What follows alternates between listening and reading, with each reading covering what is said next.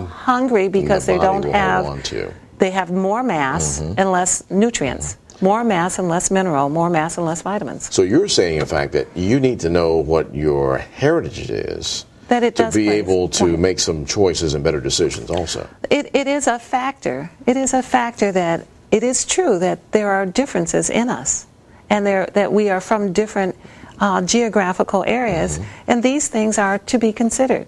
However, everyone needs green food. Everyone needs minerals. Everyone needs nutrition.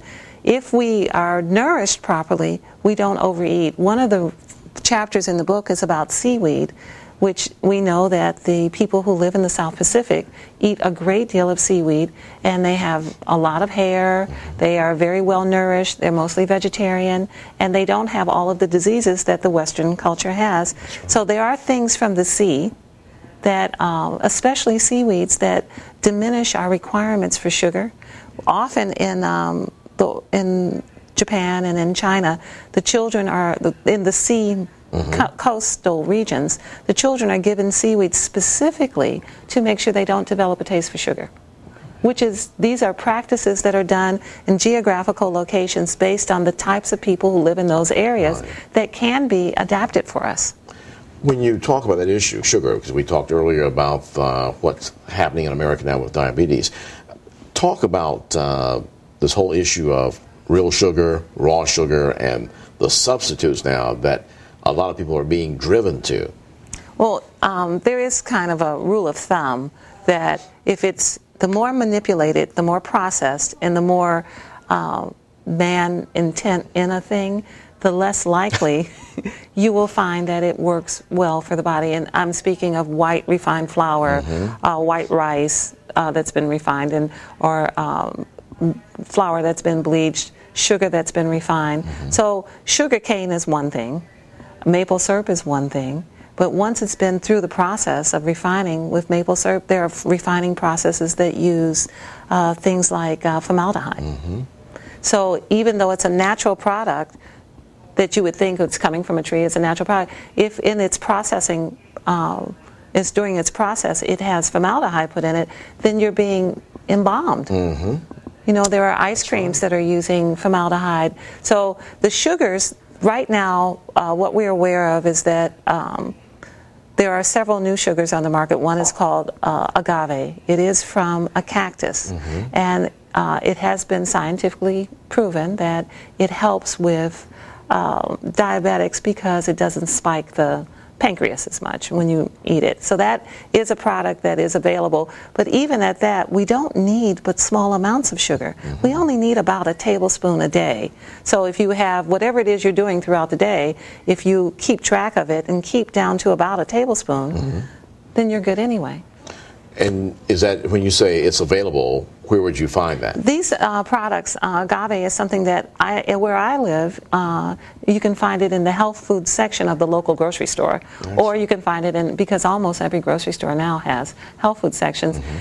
Those products are available. There are a variety of other things that are out there and available. There's a product called stevia.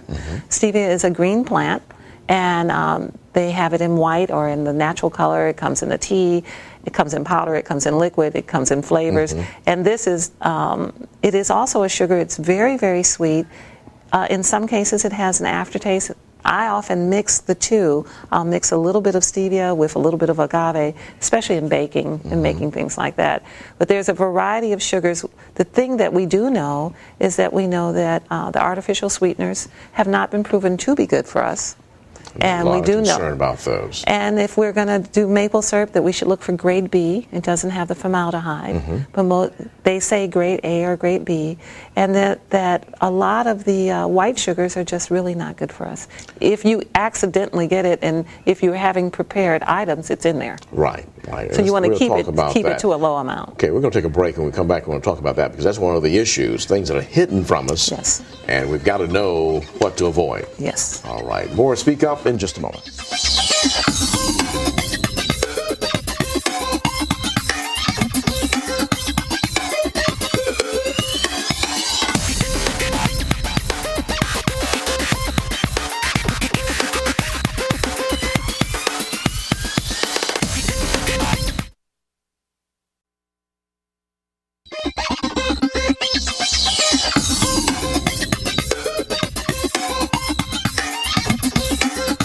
we're back today on Speak Up. We were talking about food for life. And, of course, your life is important. Now, hopefully you care about that. And so today we're talking to our very special guest, LaOta Rassoull, who is talking about some of the things that we need to consider as we're looking at. We talked about the sugars and the aspect of understanding that the more manufacturing and production is involved in it, the worse it may be for us. And especially when we look at some of the things that now have those hidden sugars in it.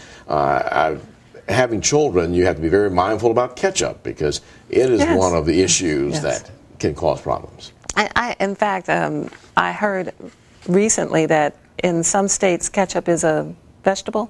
That's in true. The school lunch program. Right. That's right. But it's naturally sweet. The red vegetables have naturally a lot of sugar in them already. So when you make a ketchup or a barbecue sauce and you add honey and white sugar to it, then you're really putting much more sugar than this particular thing in nature can manage, and more than what your body can manage. So we have to be very mindful that our children don't get they develop a taste for sugar so much that everything has to get sweeter and sweeter. So by the time you're 40, you want 3 tablespoons of sugar in your coffee. That's right. That's right. Now, let's talk about a few items that we're talking about eating, and as well as what you have in the book as far as meal preparation. Coffee is another thing that a lot of Americans, they have to start their day with it. They have it during work, and then many will take it home, and they continue that throughout the day. What are the options for coffee drinkers who want to make a change, but they don't know what to do?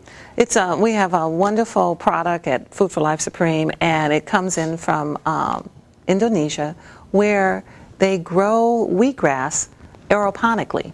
Aeroponic is a new form of cultivation where the crops are misted 8 times a day, and there's no soil and no water.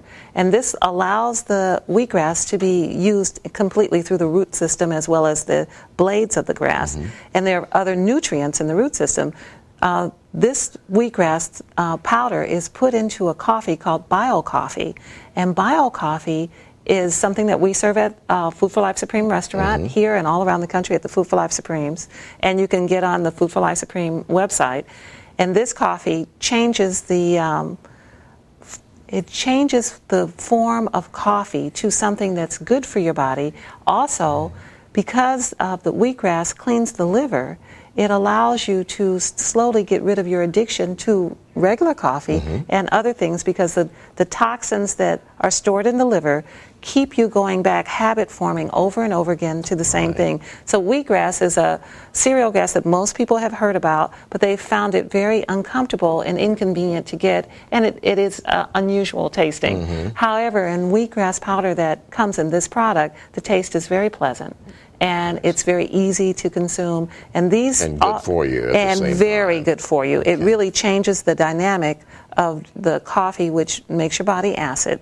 It changes it to an alkaline base. And that's the one of the most consumed products in the world. People drinking coffee now, and we never have enough time. But talk about some of the interest in the book as relates to what you share to help people make this transformation. Well. In terms of wheatgrass or in general? Wheatgrass and other things that you have in there that will help people make a better change, a better health. One of the things I'd like to mention is your cell phone. Is that if you, I don't know where you carry yours, if you carry it in your breast pocket. It just depends on what I'm doing. Next to your heart. Yes. If you carry your cell phone next to your heart, that's a problem. If you carry it in your pocket, in your lower pockets, that might be a problem.